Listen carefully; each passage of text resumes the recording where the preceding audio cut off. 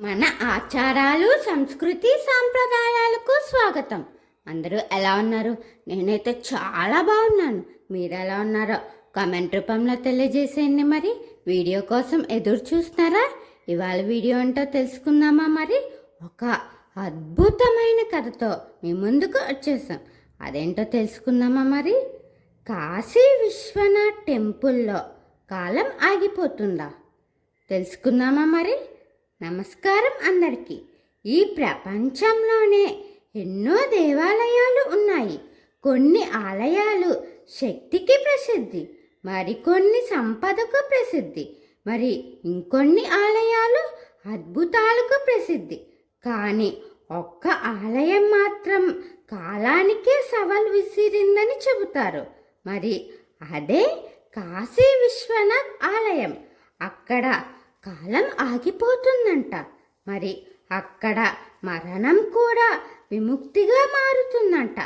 అక్కడ అడుగుపెట్టిన వారికి జనన మరణం చక్రం ముగుస్తుందట. ఇది కథ లేక పురాణమా లేక ఆధ్యాత్మిక సత్యమా? ఈరోజు మనం తెలుసుకోబోతున్నాం. కాశీ విశ్వనాథ్ ఆలయంలో నిజంగా కాలం ఆగిపోతుందా? కాశీ అంటే ఏమిటి? కా అంటే ప్రకాశం, షి అంటే విముక్తి అని కొందరు భావిస్తారు. వారణాసి ప్రపంచంలోనే అత్యంత పురాతనంగా నిరంతరం నివసించబడుతున్న నగరాలలో ఒకటి. వేదాలు కాలం నుంచే ఈ నగరం ప్రస్తావనలో ఉందట. కాశీని ఇలా కూడా పిలుస్తారు: వారణాసి, బనారస్, ఆనందవనం, మహాశ్మశానం. ఈ నగరాన్ని స్వయంగా శివుడు తన త్రిశూలంపై నిలబెట్టాడని పురాణం చెబుతుంది. అందుకే కాశీకి సాధారణ నగర స్థానం లేదు. అది లోకానికి బయట ఉన్న దివ్యక్షేత్రం అని నమ్మకం. కాలం ఎందుకు ఆగిపోతుందనే నమ్మకం. మనిషి జీవితాన్ని నడిచేది కాలం. పుట్టుక, పెరుగుదల, వృద్ధాప్యం, మరణం ఇవి అన్నీ కాలంతోనే. కానీ శివుడంటే మహాకాళేశ్వరుడు, కాలభైరవుడు, కాలాన్ని అధిగమించినవాడు. అంటే కాలానికే యజమాని. కాశీలో శివుడు విశ్వనాథుడిగా ఉంటాడు. అందుకే ఇలా అంటారు: కాశీలో కాలం పని చెయ్యదు అని. అక్కడ కర్మలే కరుగుతాయి. ఇది గడియారం ఆగిపోతుందన్న అర్థం కాదు. ఇది ఆధ్యాత్మిక భావన. కాశీలోకి వచ్చిన వాడు గతాన్ని మర్చిపోతాడు. భవిష్యత్తు భయం తగ్గుతుంది. వర్తమానంలో జీవిస్తాడు. అంటే మానసికంగా కాలం ఆగినట్టు అనుభూతి. మరణం కూడా ఎందుకు భయంకరం కాదు. కాశీని మహాశ్మశానం అంటారట. ఎప్పుడూ చితులు వెలుగుతూనే ఉంటాయి. రోజు రాత్రి, వర్షం, ఎండ అనే భావం లేకుండా అక్కడెప్పుడూ చితులు కాలుతూనే ఉంటాయి. అక్కడ జీవితం, మరణం రెండూ పక్క పక్కనే కనిపిస్తాయి. కాశీలో మరణిస్తే శివుడు చెవిలో తారక మంత్రం చెప్పి మోక్షమిస్తాడని నమ్మకమట. అందుకే వృద్ధాపంలో చాలా మంది అక్కడే చివరి రోజులు గడపాలని కోరుకుంటారు. ఇక్కడ కాలం ఆగిపోతుందంటే మరణ భయం ఆగిపోతుంది. ఈ ఆలయంలో అనుభూతి ఎలా ఉంటుందంటే, కాశీ విశ్వనాథ్ ఆలయంలోకి ప్రవేశించినప్పుడు గంటల శబ్దం, ఓం నమః శివాయ జపం, గంధపు వాసన, గంగాజల పవిత్రత, భక్తుల రద్దీ.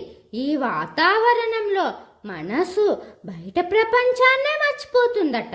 ఫోను, సమయం, బాధలు అన్నీ మర్చిపోతాం. కొంతమందికి గంటలు నిమిషాలుగా అనిపిస్తుందట.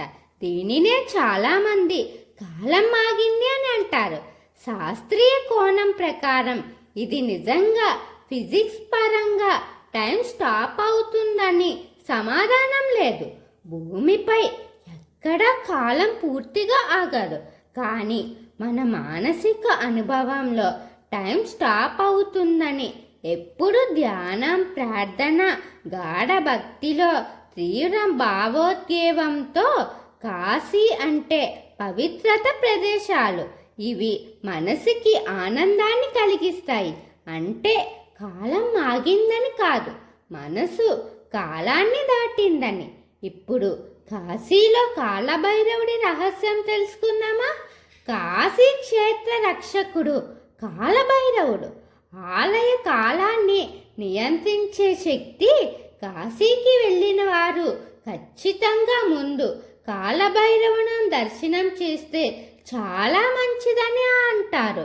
మనం సమయానికి బానిసలుగా కాకుండా జీవితాన్ని జాగ్రత్తగా గడపాలి.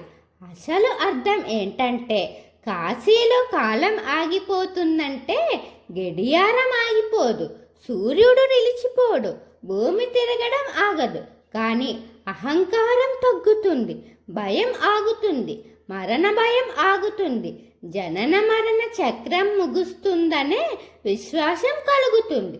కాబట్టి కాశీ విశ్వనాథ్ ఆలయంలో కాలం నిజంగా ఆగిపోదు, కానీ అక్కడ వెళ్ళిన వారిలో ఆలోచనలు ఆగిపోతాయి, భయం తొలగుతాయి, ఆత్మ ప్రశాంతత అవుతుంది, కాలం చిన్నదైపోతుంది. అందుకే వేల సంవత్సరాలుగా ప్రజలు అంటున్నారు కాశీ కాలం ఆగిపోతుంది.